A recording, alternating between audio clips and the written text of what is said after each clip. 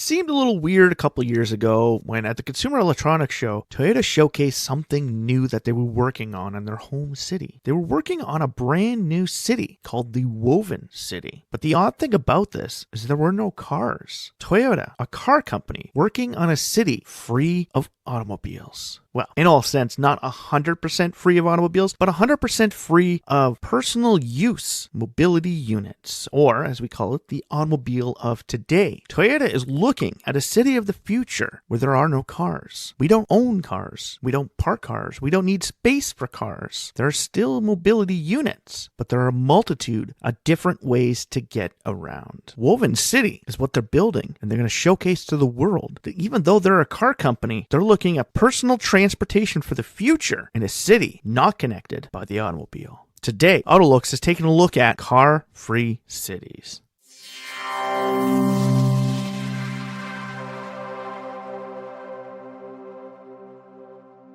Welcome back to the AutoLooks podcast. I'm your host, as always, the doctor to the automotive industry, Mr. Everett J, coming to you from our host website at AutoLooks.net. If you haven't been there, stop by, check it out, read some of the reviews, check out some of the ratings, go to the Corporate Links website page. Big or small, we have them all, car companies from around the globe, and we will be making adjustments to this page come 2025. We know we've been falling a little behind the 8 ball on getting some new companies on and updating our website. It is coming online. Just give us some time. The AutoLooks podcast is brought to you by Ecom Entertainment Group and distributed by Podbeam.com. If you would like to get in touch with us, send us an email over at email@autolooks.net. So like I said in the beginning, the Woven City. It's essentially a car-free city for the future. But why would a car company like Toyota look at a car-free city? That's odd. Like, your whole business is building cars. Why would you take them out of the equation of a city for the future? Well, Japan's always looking for ways to move people around and do it within a small space. Hell, it's the birthplace of key cars. Tiny little vehicles utilized on small little footprints to get in and around cities. So Toyota and Japan are always looking at how to fit more people in such a small space and still move them around. We get it. Over 100 years ago, the automobile made it so that we can go out and see the world. We were no longer confined to where railways went. We can go anywhere we wanted to. Freedom was within grasp of your everyday person. Anyone who could afford a vehicle, and some of the people who couldn't even afford it still had the ability to go out and enjoy the world that they didn't know. If you're like myself and you've actually had to walk to school as a child, you understand this. I literally had to walk nearly 2.5 kilometers from my house to my high school. And I know what a lot of you are saying, oh yeah, uphill both ways in my dad's pajamas. No, trust me, I don't wear pajamas, so that's not an issue for me. But I did go uphill both ways. But in a sense, I also went downhill both ways because I went up and over a hill. Not huge, but big enough. But it was still 2.5 kilometers. Myself and my friend who lived 2 doors down from me were actually the only 2 people on our road who were supposed to take the bus, but we didn't. We walked to school because we didn't want to get to school too early. So by walking, we realized how long it takes to walk 2.5 kilometers. And even at the beginning of high school, it took me 30 minutes. By the time I graduated, I had dropped that time to 17 minutes. So 17 minutes and 2.5 kilometers. That's pretty quick. That's quicker than the standard human can walk. So I was moving at a faster rate. But if I could do it in an automobile, I could get to school in 5 minutes. If I could teleport myself there, I can get myself there in just a matter of seconds. By the time I graduated high school, I was able to drive, occasionally getting use of my dad's vehicles and, with or without his permission. Sorry, Dad. But I was still able to get to school. It's only a short drive away. And if I manage to make the green light and get straight there, I can make it there in as little as 3.5 minutes, which means I had even more time at my disposal. And that's what transportation and the ability to go out and do whatever we want with the advent of the automobile gave us. It gave us more free time. We no longer had to wait for a streetcar or a train to take us somewhere. We didn't have to live right next door to where we work just to make it so we can get there on time in case something happened. We were able to live further out and still get to work. The rise of the suburban landscape in the 1950s showcased to us that we can live far from the major cities, have all the amenities within a quick drive away. But as more and more of us moved to the suburbs became more and more crowded. We needed more roads to get us in. So we built more roads. But as we built more roads, more people thought they can move even further out from the city, thus causing mass urban sprawl to an area that was only serviced by the automobile. Now, being a person who loves his automobile and being a person that actually lives outside of the conforms of standard public transit, not to say I'm not close to one, I do have a 15-minute walk where I can get a bus, but I am at the very end of the bus route, and I'm very limited on where I can work if I had to take the bus. So that would limit to where I can live. This Toyota woven city is making it so that everybody can live within the confines of small city centers. They can work and live and play in one generalized area. See, before when we built cities, we built them on the premise of office blocks and living blocks. Industries were always kept outside to the edge, and the industrial workers lived in the small, secluded suburban areas. They didn't have good healthcare because that was in town. They didn't have all the good shops because a lot of those were in town. So the people in town had a lot more. The woven city gives us what the city centers always had. And now with a lot of industries becoming greener and being able to sustain themselves within the environment of a residential neighborhood, we now have the ability to move more of these into the interior of the city. And with that, we can move ourselves away from the need of the automobile. Not to say that the automobile is going to become dormant and completely disappear from society, similar to that of the horse and buggy of the turn of the last century. No, the automobile is still going to be present for decades to come. You have to remember, we got into chariots and then carriages, and we had those for hundreds of years before the horseless buggy came to replace them. And essentially, the horseless buggy just replaced our mode of transportation before. But we also had other transportation systems added in to help build these car-free cities. Before cars were there, trains made it so that we can go and visit our families in the outlying areas. And we could do it quicker than having to walk or take a horse and buggy. Trains were our first ability to cross vast nations in a shorter amount of time. From there, we utilized the train system to build tram systems within cities. My home city used to have 2 tram systems that I know of. One that went to the outlying town where the main copper refinery was to be able to bring people from the industry town into the main hub city so they could do their shopping and go to all the great things that we had in the city. You can go to the theater and see a show. You can go dance the night away at a bar. It had everything in the major urban center. As I said, we had the industrialized towns outside, but these trams brought us into the cities. Now, trams today have slowly been making a comeback, but they're both track trams and trackless trams. New age bus systems, being able to utilize the roads that are underneath of us to move a mass quantity of people between spaces. We've now created these road trains, or as we call them, the trackless trams. They can have dedicated routes, or they can utilize the roadways that are around us. Canada's capital is famous for these. Ottawa, Ontario actually has dedicated bus routes. Instead of building a light rail system, they utilized the roads that were pre-existing in their downtown cores. And as the city expanded out, they built dedicated bus routes. So essentially a tram system, but utilizing city buses. And as they grew, they managed to get articulating buses, dual systems that allowed people from the outskirts to come into the city. Now the city of Ottawa is adding in light rail systems, similar to that of the city of Toronto and Montreal. LRT lines have now become the new track systems to bring people from outlying areas into the central hub of the city. Where highways once did this, where people can now no longer afford the automobile, whereas a vehicle under $20,000 price range no longer exists in the North American climate, and hell, most European markets. We now have to get these people from the outer lining areas into the central cores. The central cores of a city always have all major amenities. That's where all your big main hospitals are, the office buildings, and the stock exchange that run the cities. Hell, it's where City Hall is. Most government offices. Everything but manufacturing industries are within the confines of the central hub. And that's what the woven city from Toyota is showcasing to us, is they're trying to create not just one central hub, but a multitude of mini central hubs. And now by utilizing things like trams, maglevs, high-speed trains, vertical lift vehicles, hyperloops, autonomous loop systems, hell, even e-bikes and single-use mobility units. They're showcasing to us that we can all live in our own dedicated central core system. We don't have to have one main downtown. We can have a multitude of different downtowns, all being connected by one centralized transportation system. Whereas before, trains are what connected each central city to each other. They can again become the central core system. Carless cities are going to survive with the use of both a train system and flight. Autonomous flying vehicles, eVTOLs or VTOLs, are going to be part of a futurized system. Hyundai has looked into this for years, creating centralized hubs, or as they call them, hives, where tons of these vehicles can all come in from outer lining areas. Hell, they can even be used to transport amongst major areas. So each one of these little woven cities, you can utilize an autonomous loop system for either a trackless or tracked system for autonomous vehicles to move you around the main cores. Within the centralized area, you can use single-use vehicles like e-bikes, single-use mobility units, or in some cases, they'll even allow for personalized pods. It's similar to that of our automobiles today. Single-use pods can be your own vehicle. You could separate yourself out from everyone else. But as Link & Company from Geely proved to us that being part of a system within a multitude of different cities across the world, we can help decrease the need for unusable vehicles. Link & Company pioneered sharing. Now, they're not the first company in the world that gave us car share systems. No, Commune Auto from Quebec in Canada helped pioneer that, and they've been doing it since the 1970s. Car sharing was a big thing, but when we have no need for a multitude of mass quantities of vehicles, the car sharing system Link & Company had is within a corporate entity. You have free use to any vehicle from that corporation on their system in any major city. So when I go from New York to Tokyo, as long as I have a vehicle from that company and I pay into their services, when I go to Tokyo, I can utilize an underutilized vehicle while I'm there. Personal use vehicles. These are for the people that still like to have control of where they go. See, where General Motors and their Cruise division, which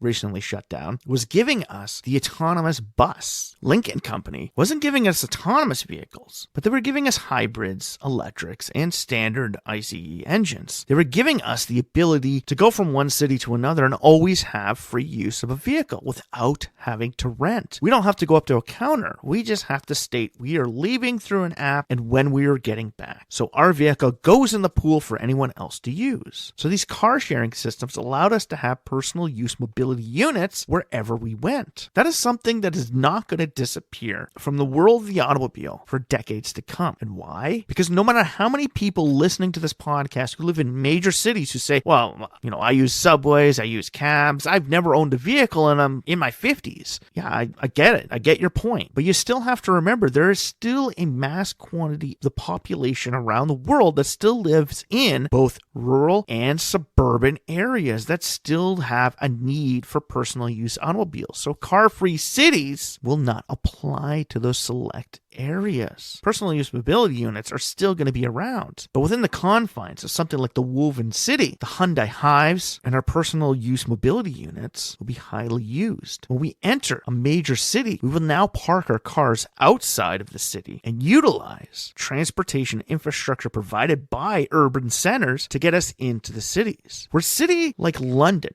have pioneered car-free zones and have even started charging people entering the city core to reduce congestion. This makes it so more people are inclined to park their vehicle outside of the downtown core and use public transportation systems. They park at a dedicated parking zone. If they're part of a car-sharing network, their vehicle could stay there and go into the pool for somebody else to use. Even if they're only going into town for a couple of hours, it'll give the ability of your vehicle being utilized for somebody else instead of just parking there and taking up space. Car-free cities are meant to take the wasted space of the automobile out of the picture. And that is where Toyota is trying to go. They're trying to showcase to us that we don't need to waste all of this space on storing vehicles for a limited amount of usage. You can park and walk a few blocks. Now, myself living in Canada, there are times of the year that I don't want to park my car and walk 4 blocks to go somewhere because, trust me, the weather is not favorable. But some cities have found ways around this. The city of Edmonton, Alberta has a mass amount of skyways and underground walkways, similar to that of the entire downtown core of Montreal, having a subterranean tunnel system. I've actually walked quite a bit of it, and we were able to walk nearly all of downtown Montreal in the system. In Edmonton, where you get these Chinook winters and minus 40 temperatures at some points. It'll be minus 40 on Monday, and then it'll be plus 4 on Friday. But on a Monday, you don't want to walk from building to building. Even though it's just across the street, they build these skyways so you can walk amongst them. Now, if we had electric, autonomous vehicles into the mix, and we allow personal mobility units, similar to that of Segways and the hoverboards that you've once seen now, into the mix, we can now move amongst all of these downtown cores more freely and more quickly. Like I said, when I went from 30 minutes going 2.5 kilometers to 17 minutes walking 2.5 kilometers, I was able to catch a little bit more on much music. Yeah, I was watching music videos in the morning. I could watch an extra 2 or 3 music videos. I could finish the TV show I was watching, or I could catch a few more minutes of sleep. Just like if you live in the outskirts and you take a train into the central core to work, you can do some work while on the train with Wi-Fi now. So as our cities become more and more connected to each other, we start integrating these woven cities, a concept that is not new. Woven cities have existed for centuries, hell, a millennia.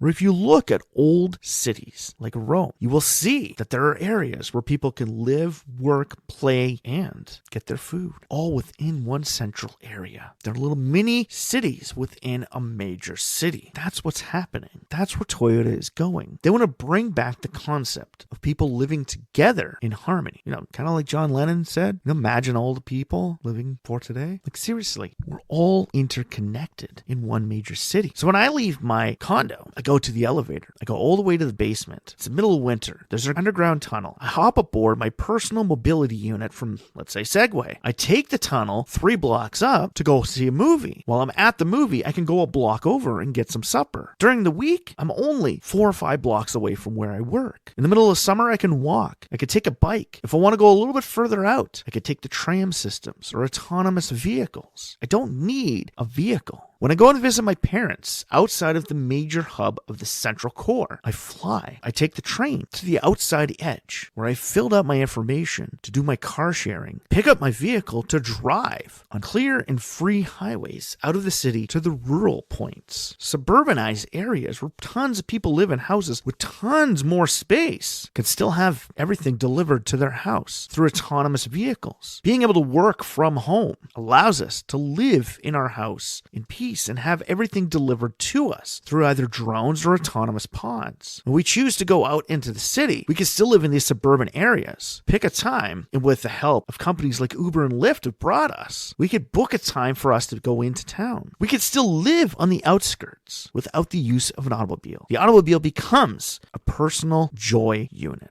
The future of the automobile is not in everyday life. Within the next 50 to 60 years, you're going to start to see a change in how we utilize automobiles. And you've already started to see it now with the introduction of electric vehicles, where people are now learning that electric vehicles have a completely different driving mentality than to internal combustion engine vehicles, all due to how long they take to charge and where the charging ports are at. You have to completely rework how you drive to own them. And with a very limited amount of fuel cell, it's even harder to get into that avenue. But while utilizing all of this new technology for the future, we're slowly going to start moving away from the automobile being a part of our family. The core family for the past 100 years has been the standard core family unit, our house, and at least 2.1 vehicles. We have seen an increase of moving back to the 3-car driveway now. But as more autonomy comes into play and these more interconnected cities start appearing, our use for the automobile on everyday purposes is going to dwindle. When I first had kids, my wife and I needed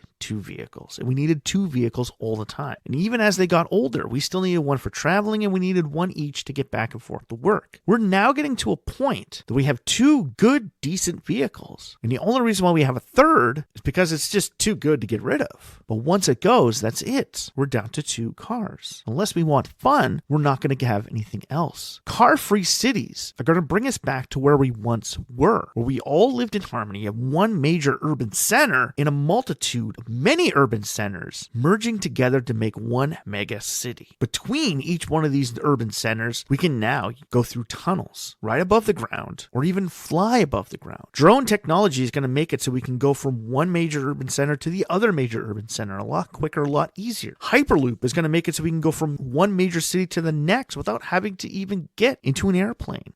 Simplify the way we travel. The Hyperloop system that the province of Alberta is now looking into to put between the cities of both Calgary and Edmonton with one stopover in the center in Red Deer, Alberta, makes it so that you can now go between two cities without having to wait for an airplane to land. With air traffic getting more and more congested and having more and more delays, systems like Hyperloops are to become more of a necessity for our car-free city connections. And this is not something that's new. Pneumatic air systems for the travel of human occupants has been around since the 1800s, so it's nothing new. It's just being reinvented for the world of today. Our car-free cities can happen, and even with the way we have developed cities in the past and have them built right now, the connection points required to build and adapt our current structure to a world of car-free cities for the future is right in front of us. Bike lanes were one of the first steps into creating low-speed mobility lanes for autonomous vehicles. Some cities may not allow this, like the city of Toronto and Ottawa in Ontario, who have both stated that autonomous vehicles can't ride in those lanes, which is very stupid. Because what, you want them out on the sidewalk with people, or you want them out on the road going super slow with the vehicles? Like, pick one. These lanes have been put in place for future technology. More sidewalk space has been put in for more mobility of people. Where we once walked across this earth from place to place, we're a lot more healthy, a lot more outgoing, and got more oxygen. A car-free city is what we require to move our species into the next evolutionary phase of transportation. AutoLooks is not saying that the life of the automobile is over. Oh no. We're just at the evolutionary point where vehicles are going to be taking that next leap into the future. And even though vehicles that hover and fly above the ground are not here, we don't live in a world like Star Wars with speeders. We're not there yet. But to get us through that next evolutionary phase, we need things like drones. We need things like Hyperloop. And we need things like autonomous transportation units to connect all of us in our car-free cities and to bring us out into the freedom of tomorrow. The automobile will slowly turn back into what it once was at the beginning of its life. It's not just going to be made for the rich, though. The automobile was originally created for the rich to go out and have fun and explore the world and do whatever. It slowly seems like that's where it's going now. But no, with companies like Uber, Lyft, Car2Go, Commute Auto, allowing us to share our automobiles with each other, the ability for everyone to enjoy going out and exploring the world is still there for us. It's just like as Doc said at Back to the Future 3. Well, nobody runs or jumps anymore. Well, we do. We do it for recreation. We do it for fun. The future of tomorrow in the year 2100, we might be saying that about the automobile. What, nobody drives and owns cars anymore? Well, we do. But we do it for recreation. We do it for fun. We take cars out on a weekend to go and explore the backwoods. We take cars out on the weekend to go down to Home Depot, get some stuff to build a deck at our house because we don't need to own those trucks to bring everything around and to be completely empty all the time. We can rent them out to people we know. And multi-use vehicles are where this segment is really going to survive. If you've taken a look at a Tal Design Airbus pop-up, hell, even Audi did one, where the centralized pod unit and a vertical lift vehicle can attach to a mobility unit on the bottom, we can now turn drone vehicles into personalized used vehicles as well. Mercedes-Benz showed us years ago, the Urban Attic. Toyota did it with the e-Palette. Being able to use a skateboard platform to allow us to put anything on it also gives us more versatility in what we can drive and what we can have at our disposal for the fun. But when we're not having fun on a weekend, and that vehicle could be utilized to deliver our goods to our house. The future is really in car-free cities. And as the world becomes more urbanized, car-free cities are going to become a bigger part of it. And if you've taken a look at Saudi Arabia's line and taken a real look at it, you can see that autonomous travel is the only way you're going to move around. Personal use vehicles are only for when you're outside of the line. When you're inside the line, public transportation is the only way to get around next to drones. So unless you're flying, you're taking an autonomous vehicle. And this is the development of a car-free city, a place where we're not stuck in congestion, staring at the taillights of the guy in front of us. We're freely flowing from the office to our condo. No matter how much we love cars and how much our love affair with cars is here, the woven city from Toyota is a step forward in the evolution of transportation. We need these car-free cities for the future. And without the infrastructure put in place for public transportation of the future, we're just doomed to sit in congestion forever. And if the premier of my province is listening to this, building a giant tunnel under the 401 is not going to reduce congestion in the city of Toronto. The car-free city, a mega city of a multitude of smaller cities, all connected with autonomous travel sources, is how you're going to move Toronto into the future. Not grabbing from its past to try and build into its future. Evolving into the future is how we're going to make it happen. So car-free cities, what do you think of them? And do you see yourself living in them in the future? Let us know at the bottom. And if you like this podcast, please like, share, or comment about it on any major social feeds or streaming sites that you have found the AutoLooks podcast on. From Spotify to iTunes, we are there across over 50 streaming sites across the globe. You can find the AutoLooks podcast and the AutoLooks.net website, all from the Ecom Entertainment Group. And if you'd like to get in touch with us, send us an email over at email@autolooks.net. And after you've done that, stop by the website, read some of the reviews, check out some of the ratings, go to the Corporate Links website page, check out our help pages for some cool, fun facts and fun little tidbit websites that you never even thought of. Hell, there's some interesting products out there that we have found that essentially are part of the automobile evolution for the future. And we have displayed them on the autolooks.net website. So take a stop by, so check them out, and you'll love it. And after you do that, send this podcast out to your friends, your family, and click the like button at the bottom. Right down there, right down there at the bottom. Click the like button to follow us for more information about future car-free cities and future technology from the automotive world. Coming to you from a doctor to the automotive industry, Mr. Everett J. himself. The AutoLooks podcast is brought to you by Ecom Entertainment Group and distributed by Podbeam.com. If you'd like to get in touch with us, send us an email over at email@autolooks.net. The AutoLooks podcast is hosted by the one and only Everett J. and put together, created, and mixed by himself, Everett J. and Ecom Entertainment Group. So, for myself, the AutoLooks.net website, and everyone at Ecom Entertainment Group, strap yourself in for this one fun, interesting ride as we move into a future of car-free cities.